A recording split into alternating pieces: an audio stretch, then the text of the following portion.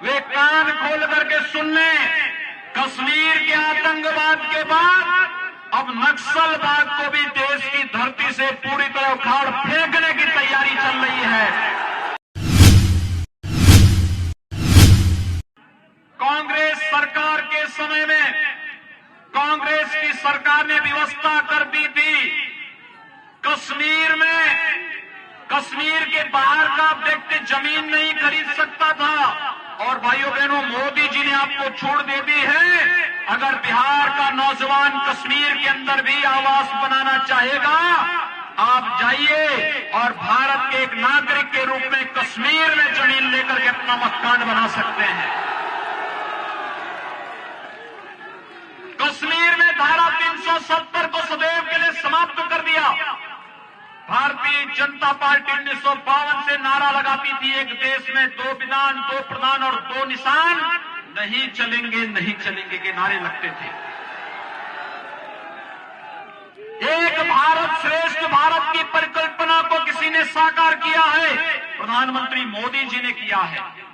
और भाइयों बहनों, कश्मीर से धारा 370 को इसी क्रम में समाप्त करके आतंकवाद की ताबूत पर अंतिम कील ठोकने का कार्य भी किसी ने किया, प्रधानमंत्री मोदी जी ने किया। ये जो कांग्रेस और राजद के लोग आज भाकपा माले और नक्सलवादियों के साथ गठबंधन करके बिहार में फिर से जंगल राज्य स्थापित करना चाहते हैं। कश्मीर के आतंकवाद के बाद अब नक्सलवाद को भी देश की धरती से पूरी तरह उखाड़ फेंकने की तैयारी चल रही है। अब भारत की धरती पर नक्सलवाद के लिए भी कोई जगह नहीं रहेगी। भाइयों बहनों, नक्सलवाद को समाप्त करने के बाद देश के अंदर लगातार एक मांग उठती थी, और वह मांग उठती थी, मुझे लगता है मैं जब पिछली बार लोकसभा चुनाव में आया था बिहार में, और लोकसभा चुनाव के दौरान जब मैं कहीं भी जाता था, महाराजगंज में भी आया था, और तब मुझे बताया था कि नौजवान बोलते थे, यहाँ के पत्रकार मित्र बोलते थे, इनके द्वारा एक ही बात कही जाती थी कि योगी जी आप पिछली बार आए थे, आपने कहा था कि रामलला हम आएंगे, मंदिर वहीं बनाएंगे, क्या तारीख भी बताएंगे?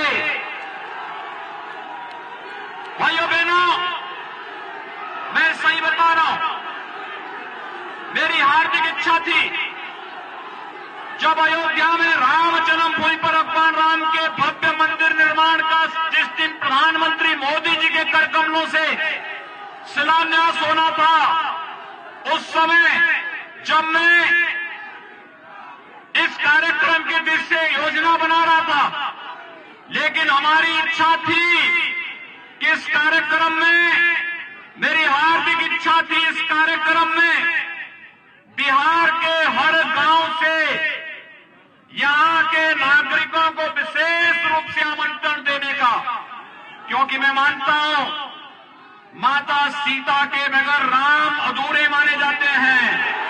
हम जब भी बोलते हैं जय सीताराम बोलते हैं, जय श्री राम बोलते हैं, श्री का मतलब माता सीता से ही है।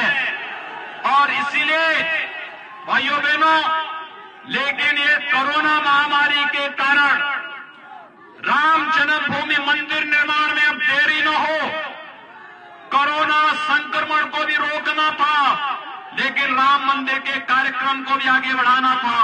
इसलिए हम लोगों ने आदरणीय प्रधानमंत्री जी के कर कमलों से इस कार्यक्रम को आगे बढ़ाने का कार्य किया। प्रधानमंत्री जी ने कार्यक्रम का शुभारंभ करके 500 वर्षों से जो मांग थी, जो टीस थी, उसको पूरा करते हुए, दूर करते हुए अयोध्या में भगवान राम के भव्य मंदिर के निर्माण का मार्ग भी प्रशस्त कर दिया है।